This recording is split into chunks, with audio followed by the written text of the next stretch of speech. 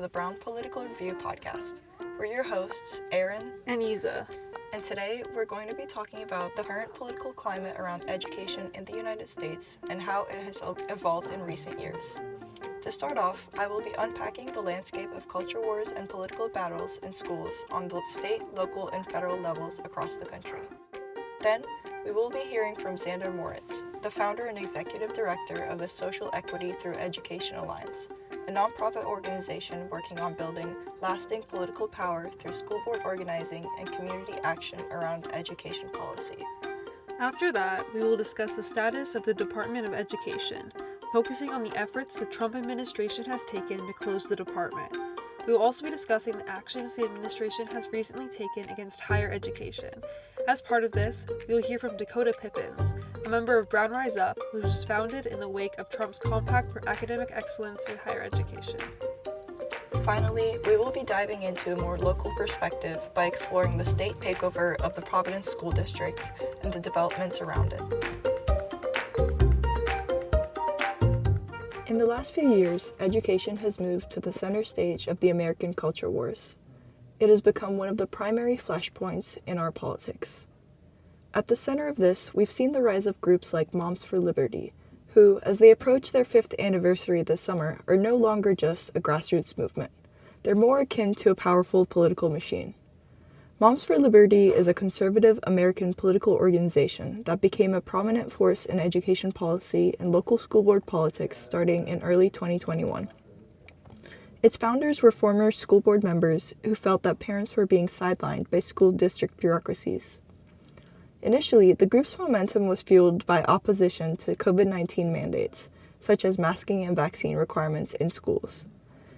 However, as pandemic restrictions faded, the organization pivoted toward broader cultural and academic issues, including curriculum transparency, book challenges, and opposition to what they deem woke ideology. The group experienced rapid, explosive growth between the years of 2021 and 2023. By 2023, they had claimed nearly 300 chapters in 45 states with over 115,000 members. Though they describe themselves as a grassroots organization, the group has strong ties to the Republican Party. Their national summits have featured high-profile speakers like Donald Trump and Ron DeSantis. Currently, Moms for Liberty is leading a Freedom 250 initiative and heavily influencing the 2026 midterm races, framing every school board meeting as a battle for the survival of America. A big part of this battle has centered on the issue of book bans. Across the country, debates over what students should be allowed to read have moved from local school boards into the center of national political discourse. According to the American Library Association, over 5,600 books were banned in schools and libraries last year alone. This is the highest number ever recorded. What's even more telling is that 92% of these challenges weren't coming from individual parents. They were coming from organized pressure groups and government officials. Groups like Moms for Liberty, that is to say. This rise in culture wars within education has been especially prevalent at state-level legislatures. One of the hottest flashpoints emerged in Florida when the passage of the Parental Rights in Education Act in 2022 sparked intense controversy. Critics quickly dubbed the law the Don't Say Gay bill, arguing that it severely restricted discussions of sexual orientation and gender identity in classrooms. The law became a part of a broader set of education policies in the state that regulate everything from which pronouns teachers may use for students to requirements that instruction emphasize the, quote, binary and unchangeable nature of biological sex. This targeting of the LGBTQ community has become a recurring theme in many of the culture wars surrounding schools. Another major manifestation has been the wave of legislation focused on transgender students in athletics. In recent years, states across the country have introduced hundreds of bills restricting transgender students from participating in sports teams that align with their gender identity. Culture war conflicts have also extended into debates about the role of religion in public education. Just recently, on April 21st, the Fifth Circuit Court of Appeals handed down a controversial ruling in Texas. In a narrow 9-8 decision, the court upheld Senate Bill 10, which requires that every public school classroom in the state display the 10 Commandments on a large 16 by 20-inch poster. Supporters view the decision as a recognition of the historical role religion has played in American public life, while many argue that it blurs the constitutional line between the church and the state, especially within our public schools. Of course, this movement has also taken a significant hold on the federal level of education policy. In fact, on his very first day in office, President Trump signed a series of executive orders that set the tone for this new era.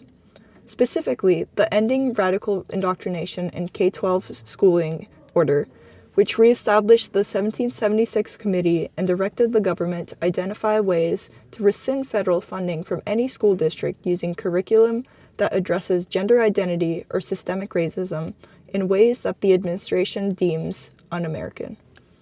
It was a clear signal that the federal government is now willing to use its executive power as a weapon to override local education decisions.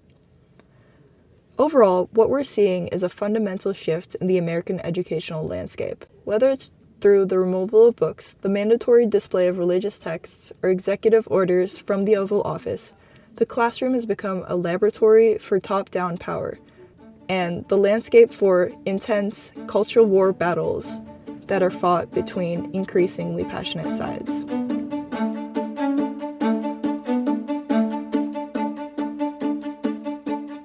Today, I had the opportunity to speak with Zander Moricz, the founder and executive director of the Social Equity Through Education Alliance. You might recognize him from his viral high school graduation speech. I must discuss a very public part of my identity. This characteristic has probably become the first thing you think of when you think of me as a human being. As you know, I have curly hair. Or his appearance on Jubilee's One LGBTQ Activist versus 25 Conservatives surrounded video. So why That's not are what's you happening. Well, no, let's break it down. LGBTQ I would love to movement break it down for advocating you. that? No one's advocating for that. Let's break it down. So, trans women are women. And I understand. Okay. Since then, Zander has become one of the most visible young voices working at the intersection of education policy, student rights, and youth political engagement.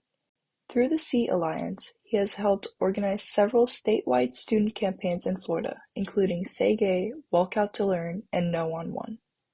Beyond these campaigns, the SEE Alliance focuses on mobilizing young people around education policy more broadly, especially at the school board level. Currently taking a gap year from Harvard University, Zander continues to organize, advocate, and work on these issues shaping the future of public education. It's an honor to have the opportunity to speak with him today. To start off, could you talk a bit about what SEE Alliance is, how it came to be, and what kinds of work the organization has been involved in? I would love to do that. I would love to tell you. So SEE Alliance is the Social Equity Through Education Alliance, and we are a youth-led multi-generational movement focused on building long-term civic power through local organizing, especially at the school board level. We're building the infrastructure that turns everyday people into long-term organizers and voters, starting at that local level.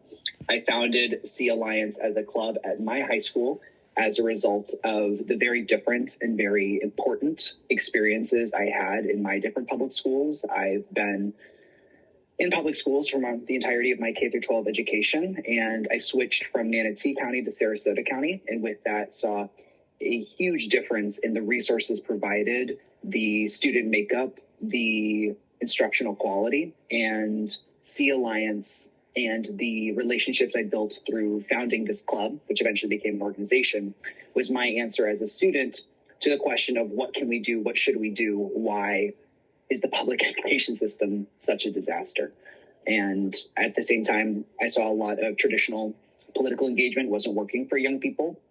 Their traditional party structure offered very limited, very stagnant opportunities for high schoolers to get involved. And I clearly felt that there needed to be a way for high schoolers to be not just witnessing the conversation or participating in a conversation that had already been written, but leading the conversation and contributing to the direction and trajectory of the greater civic movement And Sea Alliance allowed for me and to my friends, and eventually over the course of 3 years, 2,000 other high schoolers in Florida to do the same.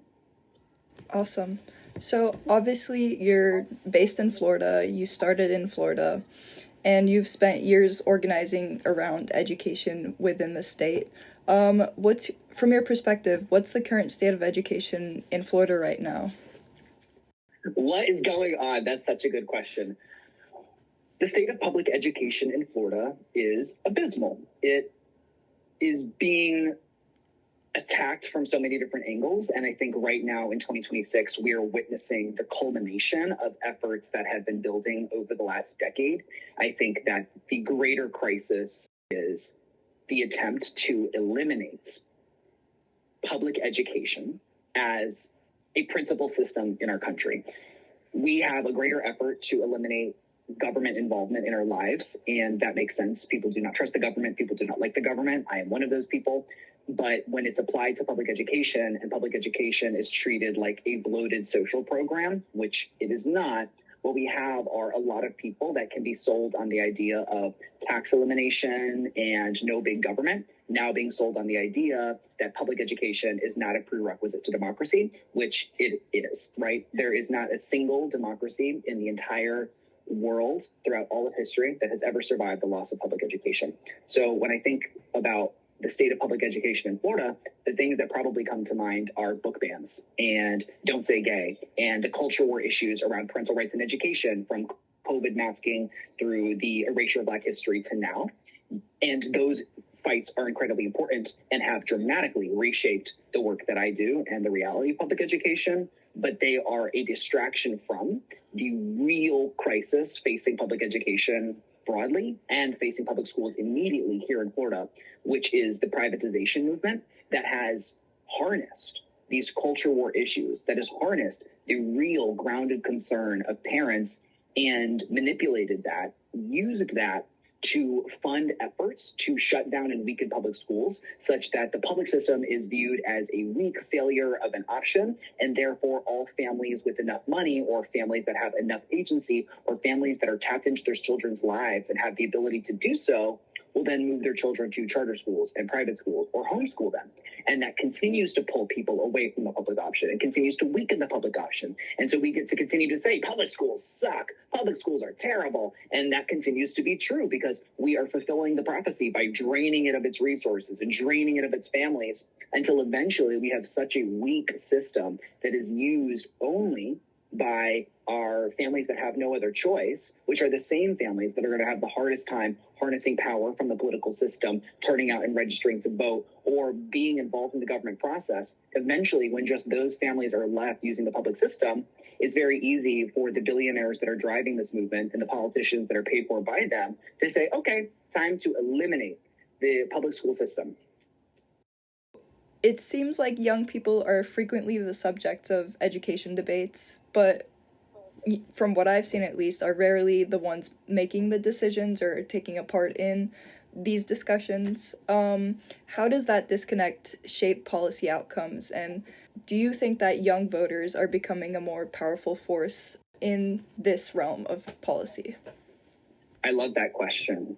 Yes, first of all, I do think that young voters and student voters are becoming increasingly important in school board elections, particularly the ones that Sea Alliance is organizing, because we're focusing on getting our students involved. I think that whether or not we recognize it at scale, student voters and young voters have a critical role to play in our school board elections. And if we are able to tap in this portion of our population to what's going on, they have every ability, every right, and every opportunity to lead education policy forward. And to me, that's incredibly exciting because to the question you asked, there is a tremendous disconnect between the education policy that's being prioritized by school board members and legislators and the policy that our students, parents, and teachers are currently begging for. What our students, parents, and teachers need is not a mystery, and it is not being poorly communicated. It is being shouted from the rooftops, it's being pleaded for, and it's being reasonably framed across the country. We see our teachers, our parents, and our students all cry out about the conditions of their public schools, about the quality of their education, and the things that they want to see change as a result.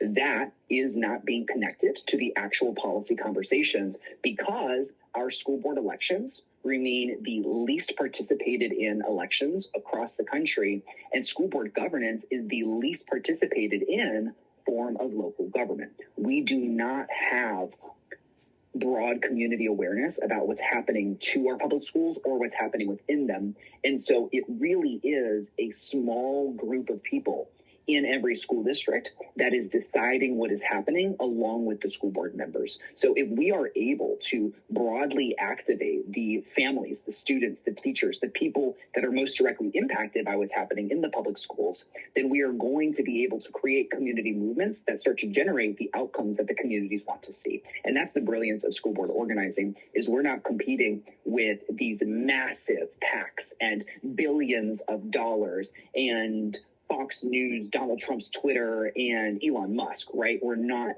fighting with those massive power players the same way that we are in a congressional race, the same way we are in a lot of gubernatorials, the same way we are in the presidential, right? At a school board level, not only are the majority of elections nonpartisan throughout the country, but there isn't the same political machine surrounding them. With things like Moms for Liberty and Proud Boys, we started to see the true emergence of that political infrastructure, but it is already dying out. The founding Moms for Liberty chapter has shut down. In 2022, the majority of Moms for Liberty-backed school board candidates won. In 2024, the majority lost. The swing of the pendulum has not been generous, has not been kind to Moms for Liberty, and they're not here to stay. They're already not here. So there really is a lot of opportunity for students, parents, and teachers to drive the outcomes they want to see at the school board level. And if we're able to do that at the school board level and start to build that awareness, build that momentum, build that power, that can be done at the state level too by connecting and organizing those local community movements. So that's what we're doing here in Sarasota. We have a strategy that's focused at the school board level where we have the most power and we're able to generate the most results, but it connects to a statewide strategy where we need to be shifting statewide policy as well, because what we're seeing doesn't reflect what our communities need. And I think when we see such huge disconnects, the question is always why, right? Why are our politicians, why are our lawmakers doing things that are so starkly contrasted with what our communities need? The answer is always money. The answer is always money. This is not me being cynical. This is not me using some random social justice talking point. I think at this point, we all know billionaires are bad, but I'm not just pointing to some random billionaires in the billionaire clouds and saying it's them. There are explicitly billionaires that are running the institutions that are authoring things like Project 2025, that are authoring documents that explicitly state that they would like to see the end of public education and are investing into charter school operators as a result, right? So when we have things like billionaire land developers initiate public education projects that give them full ownership of land that our public schools are currently on, we have to start asking those critical questions, and we start to see the connections between money and the decisions of our lawmakers. What we have to do is leverage what we have against what they have, such that at critical pressure points, we're able to move power and win. Those critical pressure points are our elections, and what we have is the majority. We have the majority of human beings in this country and voters in our districts that want to see stronger public schools and want to see increased investments into public education.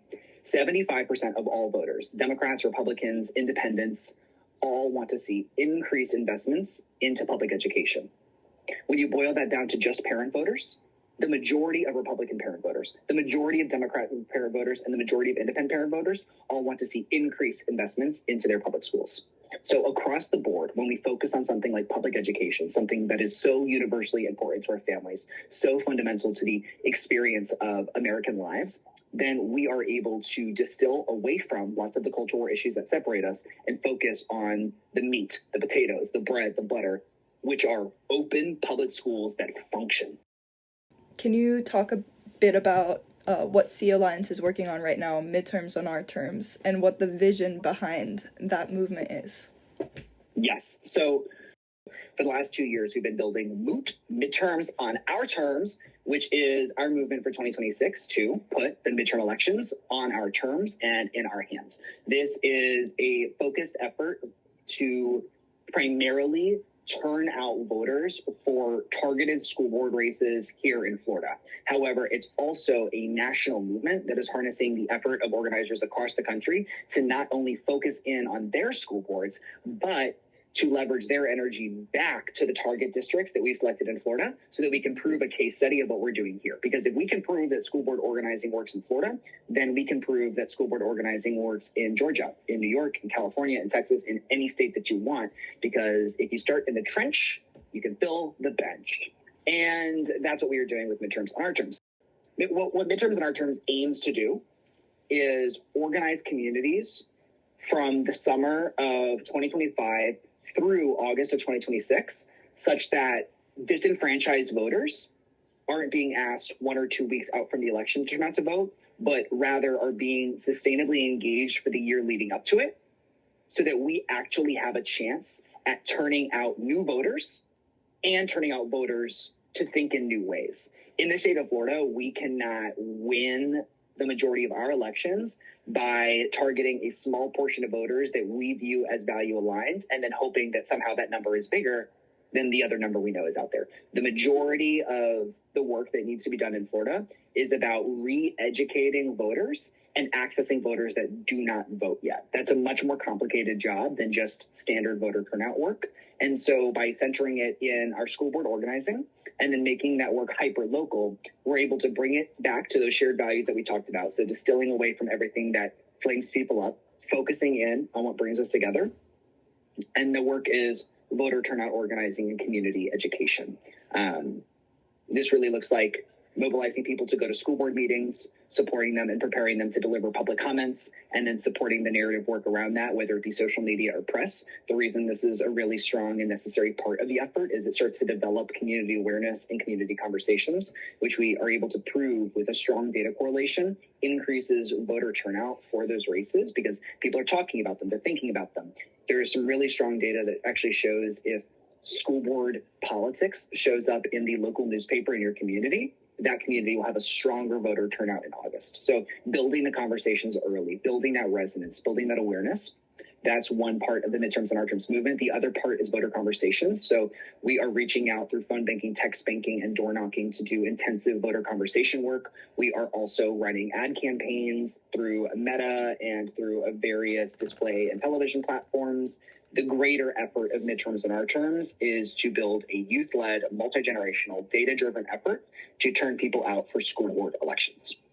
And when I say that, the question I get most often is, why do you focus on school board elections? Why focus on something so granular and so specific at a time where... That was going to be my next question. Boom, you get it. At a time where everything feels like it's collapsing and failing. And what I will say is that we have done focus groups and polling and surveys and so much inquiring of the American populace as to why people, particularly young people, are not turning out to vote.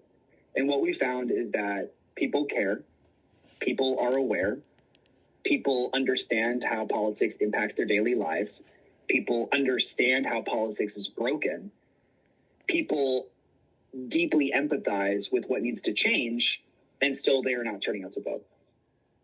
So what we have here is not an empathy problem, is not an education problem, is not an awareness problem. What we have here is a disenfranchisement problem. What we heard back from the majority of voters is that they decided not to vote in their previous election because they didn't believe that their vote could make a difference. What we hear from people that say they care about politics but have never attended a protest, never gone to a government meeting, never voted in their lives, is that they deeply believe that their voice, their presence, their engagement cannot make a difference. And so when we're looking at critical elections, what we're seeing is that the majority of eligible voters who are not turning out to vote for these elections, their reason for not turning out to vote is a belief that their vote doesn't matter.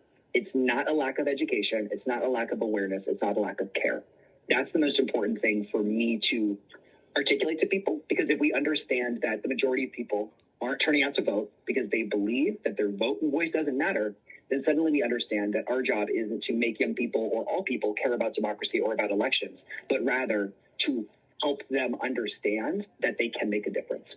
And so instead of us telling millions of people, trust me, bro, you can make a difference, vote and see it later, instead of asking for people's trust, we put people in positions where they see that their voice matters and that their participation matters, so that they will stay sustained in that engagement. And the easiest place for us to do that is our school board elections. Because there is so little current engagement and involvement in school board organizing and in school board politics, we see that a small focused group of people can immediately disrupt the operations of a school board and immediately generate conversation around the failures of a school board. So what we see is that if you can get a community member or a voter to engage in school board politics or engage in a conversation at the school board level, they become significantly more likely to participate in politics at every level and turn out to vote at every level, because they started somewhere that they saw that their participation made a difference.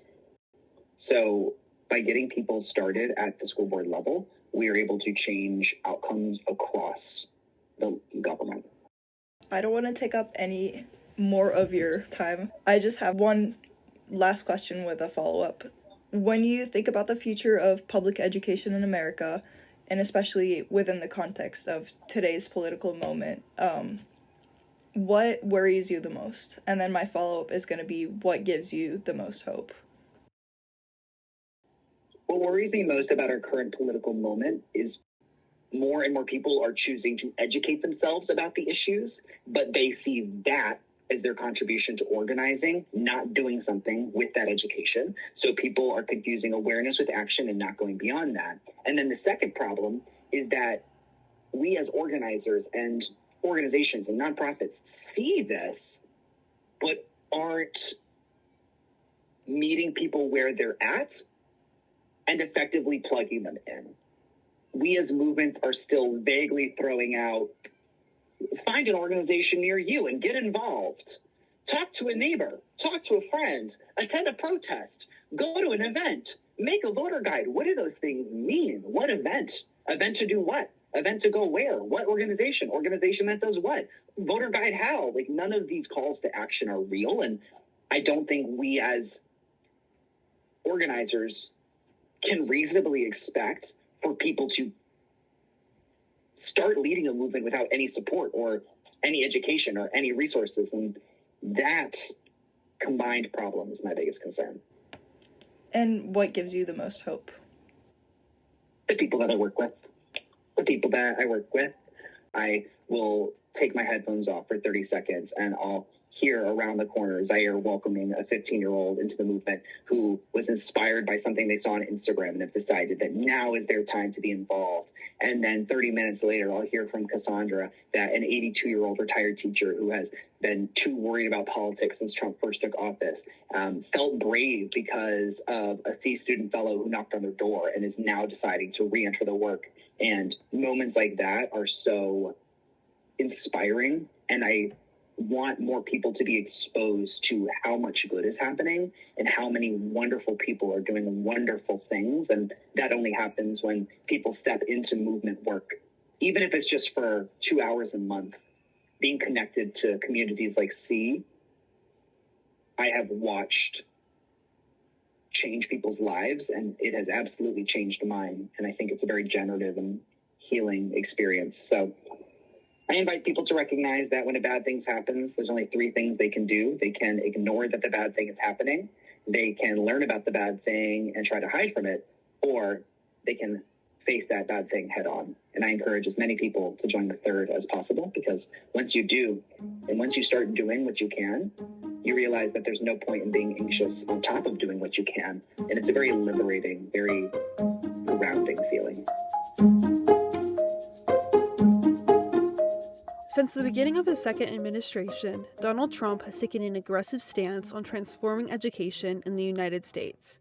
In an executive order on March 20th, 2025, Trump declared that the Secretary of Education should, quote, take all necessary steps, end quote, to close the Department of Education and return educational authority to the states.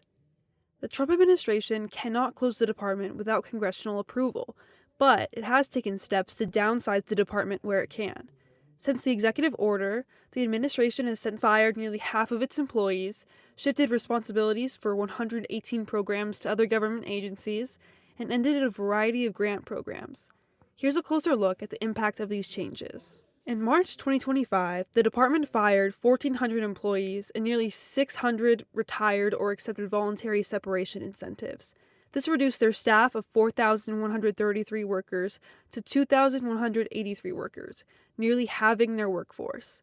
The administration also ended funding to grant programs for several minority-serving institutions, referring to the programs as, quote, racially discriminatory, end quote. The administration will no longer provide $50 million of discretionary funding to grants intended to strengthen Alaska Native and Native Hawaiian serving institutions, predominantly Black institutions, Asian American and Native American Pacific Islander serving institutions, Native American serving non-tribal institutes, and Hispanic serving institutions. This also applies to the Minority Science and Engineering Improvement Grant and the Promoting Post-Baccalaureate Opportunities for Hispanic American programs.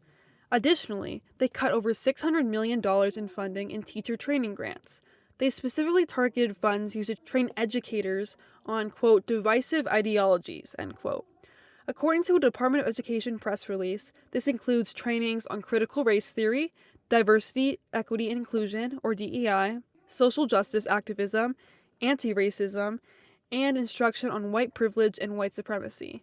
Many of the grants also funded teacher and staff recruiting strategies, quote, implicitly and explicitly based on race, end quote. This list of impacts is by no means exhaustive, and the state of the Department of Education is constantly evolving as the Trump administration takes action against it and the United States legal system responds. Besides the administration's focus on closing the DOE, as per a January 2025 executive order, the administration is also pushing for, quote, expanding educational freedom and opportunity for families, end quote. The executive order says that the United States public education system is failing on multiple ends. The administration's goal is to provide wider access to private, faith-based, or public charter schools. In an announcement 2 days after the executive order, the DOE removed 2 notices inviting application for the state entity charter school grant program and the charter management organization program, originally published under the Biden administration, saying that they, quote, included excessive regulatory burdens and promoted discriminatory practices, end quote. These now revoked NIAs created application requirements focused on school diversity and reducing for-profit management. The announcement also included the intention to release $33 million in grant funding for charter management organizations that was initially stalled by the Biden administration. Critics worry of the threat these actions pose to public education. Concerns include funding disparities, reduced civil rights protections for students, school closure and instability, and increased educational inequality. In the next section, we will shift focus to the Trump administration's mission to transform higher education, which has been termed a war on higher education. In March 2025, the Department of Education sent letters to 60 colleges and universities, including Brown University, warning them they were under investigation for anti-Semitic discrimination and harassment.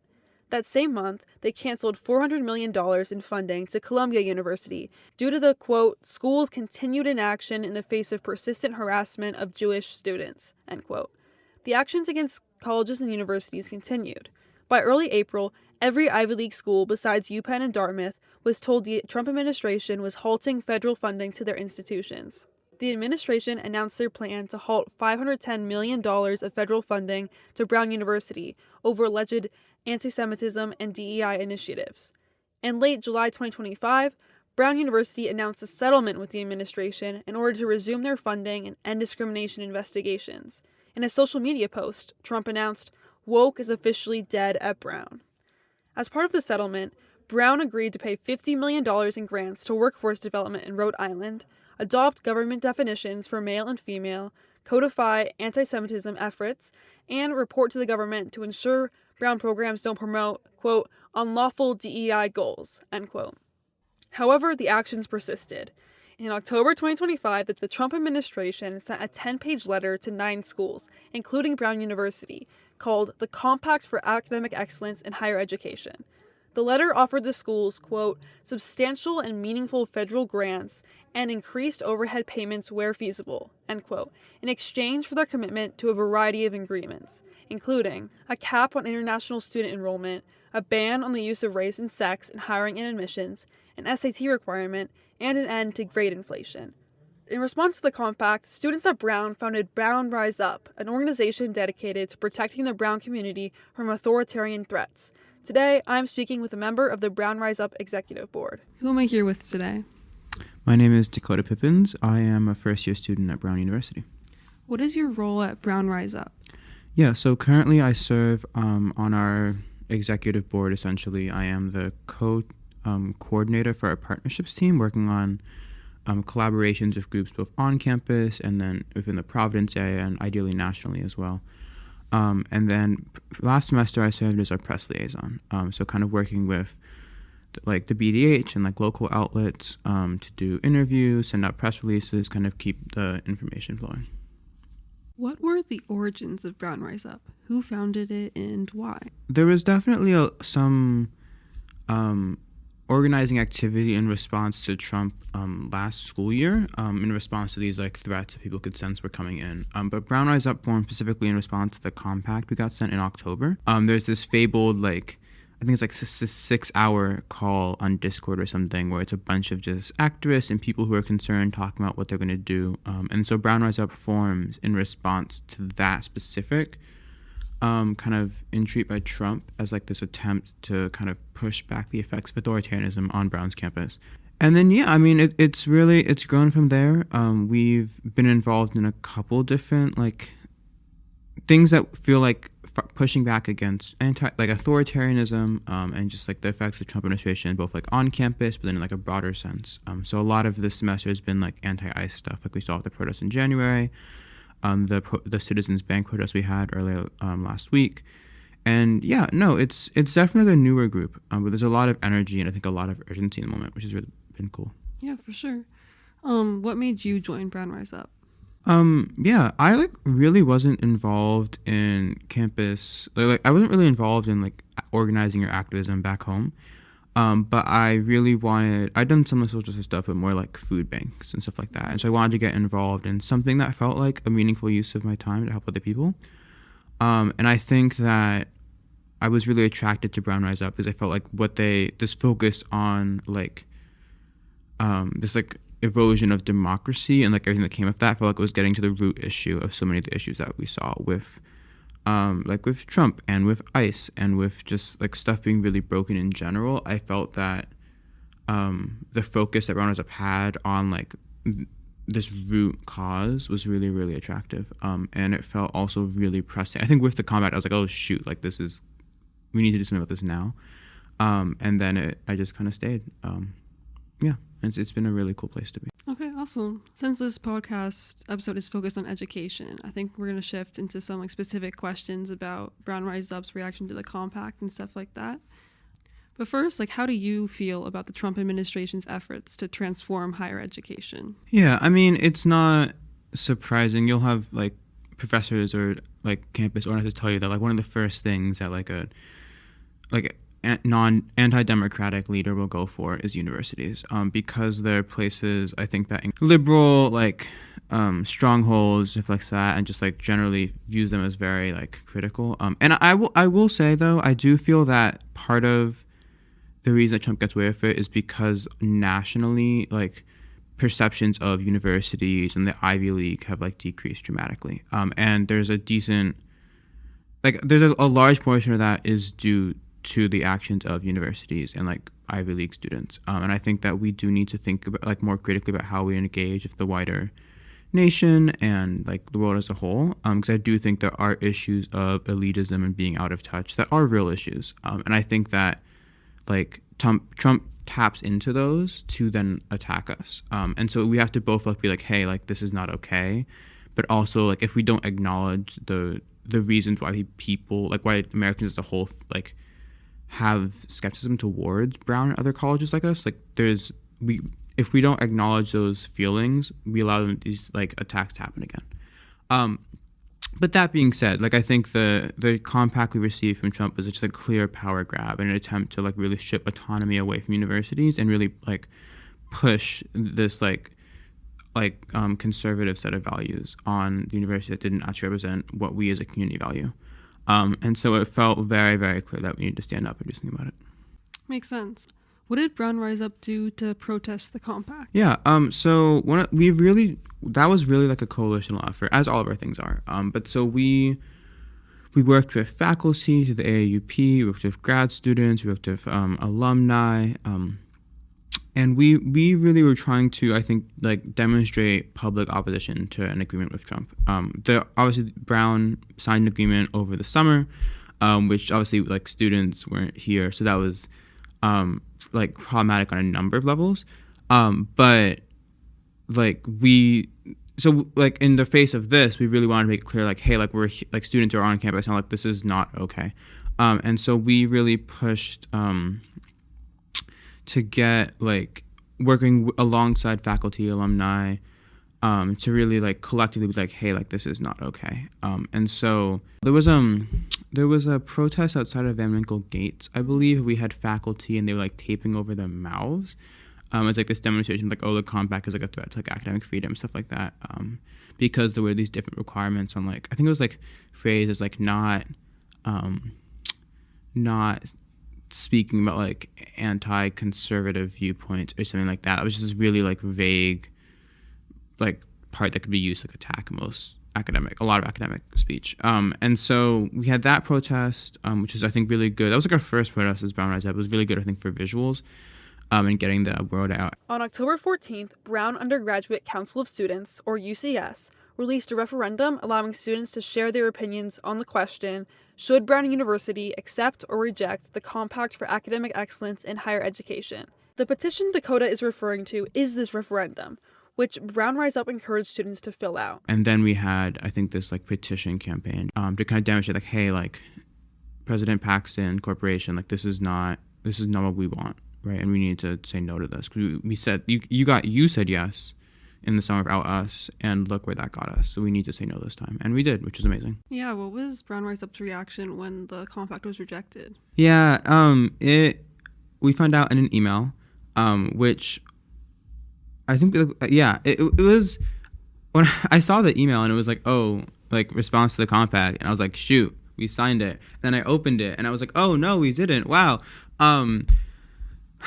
Obviously glad that we didn't sign it, and grateful to CPACs for like making that choice.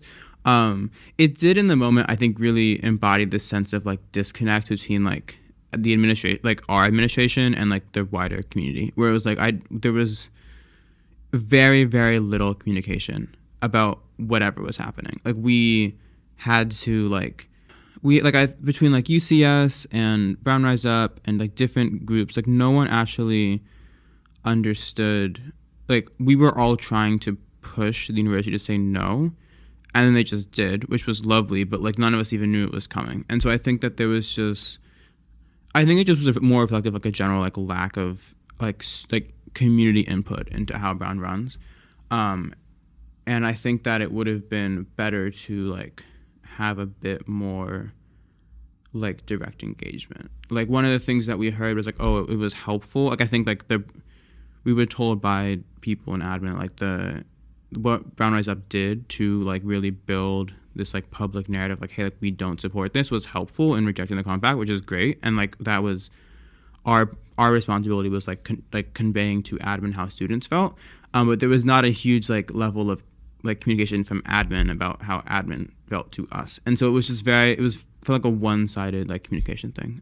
So yeah, I think that ties into a number of different issues we face on campus. Just like a sense of like admin is not, even sometimes when they are supportive and they make like what I think is the right choice, they're just not really good at communicating it, and that just makes it more complicated for like people on both sides. Is there anything else that you or Brown Rise Up would like to share about the future of higher education? Yeah, I think that higher education is really what we make of it. Like I think that so much good can come from going to higher education, being in a space you're really thought to think critically and question, both learn a lot about like the people and ideas that came before you, but also learn how to question them.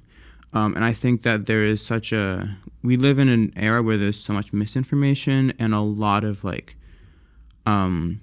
politicians and public figures who kind of just want to push a narrative and have you accept it. That comes from both sides. And I think that what it really, when we just accept what we're told and don't criticize it, it becomes very easy to grow complacent and allow systems that don't work for people. And I think that I think that on some level, the problems that we see with our democracy and just our nation in general come from the narratives that we accept about democracy and representation and the judicial system and our economic system. And there are all these things that we've just been told this is how things work, this is how they should work, but they don't work. And I think that we need to I think that higher education and that spirit of critical inquiry is really important to looking at what we have and envisioning something better. But yeah, I think there's a lot of ways that universities need to grow, both for their own student bodies and then in how they fit into the larger national ecosystem. But these are also precious places. And they should I think universities are much better off when they're actually able to make their own decisions about how they run, rather than be told top down from a president or a governor or a state about how they get to operate. All right, thank you so much. Of course, thank you. MIT officially rejected Trump's compact on October 10th. 5 days later, on the 15th, Brown rejected the compact as well, followed by 5 more schools. The schools' rejections of the compact have not stopped the Trump administration in their tracks. This month, the Department of Education released a triumphant press release declaring that Trump is, quote, bringing back America's golden age, end quote. They cited more than 300 colleges and universities ending their DEI practices as evidence for this fact. We must continue to watch the situation closely to see how higher education continues to evolve, especially in the light of the Trump administration's efforts. Now, bringing it into a more local perspective, for us here in Providence, Rhode Island. We often forget that school board elections are the smallest unit of democracy in the country. They represent the most direct way people can interact with government and politics. However, as we sit here in April 2026, this process has been completely stripped away from the residents of Providence. This is not only a significant hit to democracy in Rhode Island, it's a dangerous precedent for public education throughout the entire country. Now, this all started back in 2019, when the bombshell report from the Johns Hopkins Institute for Education Policy deemed the district, quote, broken. Following that report, the state authorized a takeover, giving Commissioner Angelica Infante-Green full control. The elected Providence School Board was stripped of its decision-making authority and reduced to just an advisory body. At the time, this was justified under what they deemed to be emergency powers. That is to say, a response to a crisis. Now, it's been 7 years since this takeover was enacted, and the district remains under state control. What was once justified as an emergency intervention has now become the new norm. Just this month, we've seen how deep this goes. On April 9th, the state legislature stalled the very bill, H. 7414, that was supposed to return the schools to the city this July. Then, on April 10th, a Superior Court ruling officially affirmed that the commissioner still has the legal power to vacate votes made by the local school board. This confirms exactly what the concern has been all along. State intervention effectively removes decision-making power from the communities most affected. What is framed as efficiency or innovation has instead become a restructuring of public education. This takeover has already created problems of transparency, the erosion of collective bargaining rights, and the siphoning of public funds away from the local community and into out-of-state private management and charter companies. We're seeing this play out right now in Florida and Texas as well, where similar tools of state power are being used, often maliciously, to weaken local boards and advance privatization. The longer Rhode Island continues this model, the more it normalizes a playbook that other states can adopt and expand. What begins as an emergency intervention here is quickly becoming a national strategy for stripping communities of control.